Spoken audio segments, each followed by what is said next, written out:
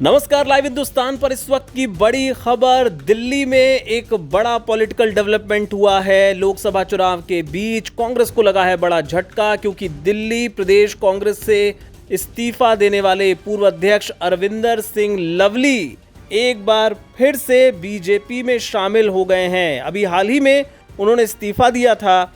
इस्तीफे की वजह ये बताई थी कि पार्टी ने लोकसभा चुनाव में जो कैंडिडेट्स खड़े किए हैं वो बाहरी हैं, उनको लेकर उनकी असहमतियां थीं और उसके चलते उन्होंने नाराजगी जाहिर करते हुए दिल्ली कांग्रेस अध्यक्ष पद से इस्तीफा दे दिया था। हालांकि पार्टी उन्होंने नहीं छोड़ी थी, लेकिन उनके इस्तीफे के बाद से ही ये कयास लगाए जा रहे थे कि अरविंदर सिंह लवली बीजेपी में शामिल हो सकते हैं, और ये बात एकदम सही साबित हुई।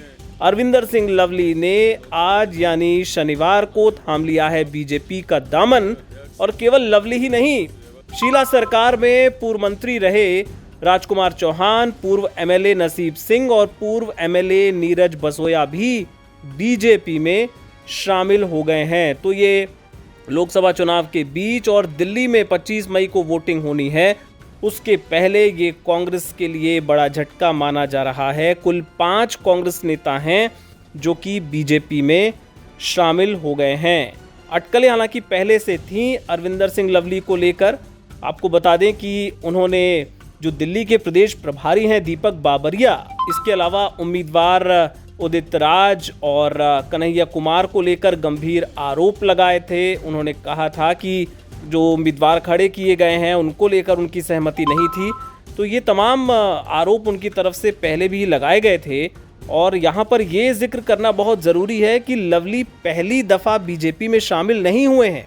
इसके पहले 2017 में जो निगम के चुनाव हुए थे, उसके ठीक पहले भी लवली कांग्रेस छोड़कर बीजेपी में शामिल हो गए थे, लेकिन कुछ ही महीने वो बीजेपी में टिके और उसके बाद फिर उन्होंने कांग्रेस में घर वापसी कर ली थी।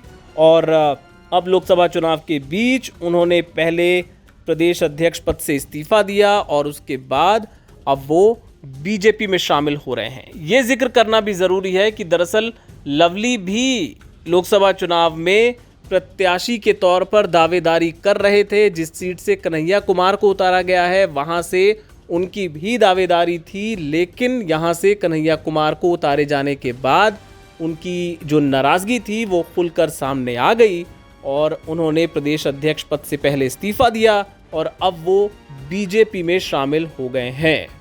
तो ये इस वक्त की बड़ी खबर। अपडेट्स के लिए ये देखते रहिए लाइव हिंदुस्तान। देश के प्रधानमंत्री नरेंद्र मोदी जी का, राष्ट्रीय अध्यक्ष नड्डा जी का और देश के गृह मंत्री अमित शाह जी का दिल की गहराइयों से धन्यवाद करना चाहता हूं कि उन्होंने मुझे और तमाम हमारे इन साथियों को एक अवसर दिया है। उस समय जब हम खुद सब लोग खोए खोए घूम रहे थे, उस मौके पे हमको अवसर दिया है कि हम इस राष्ट्र के निर्माण में और दिल्ली के लोगों की लड़ाई जो है वो भारतीय जनता पार्टी के बैनर में और आदरणीय प्रधानमंत्री जी के नेतृत्व में भारतीय जनता पार्टी जैसी सशक्त पार्टी में हम लोग जो है सब मिलकर कार्य कर सकें और इस लड़ाई को जो है वो आगे ले जाएं। हम आज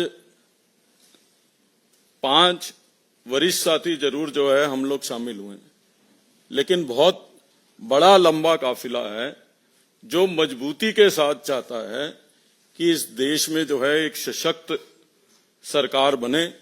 और दिल्ली में जिस तरीके का माहौल पिछले 7-8 सालों में हुआ है, उस माहौल से दिल्ली के लोगों को छुटकारा पाने के लिए हमसे जो योगदान बनेगा वो हम भारतीय जनता पार्टी में शामिल होकर प्रधानमंत्री जी के नेतृत्व में निश्चित तौर पे उस योगदान में जो कुछ हमसे बन पाएगा हम लोग करेंगे। और मुझे पूरी उम्मीद है, जहां इसमें तो कोई शक शुबा ही नहीं है कि देश के अंदर भारतीय जनता पार्टी की सरकार भारी बहुमत से बन रही है, आने वाले दिनों में दिल्ली में भी जो है परचम भारतीय जनता पार्टी का जो है वो फहरेगा। मैं तमाम लीडर्स का दिल की गहराइयों से धन्यवाद करना चाहता हूं। बहुत बहुत धन्यवाद।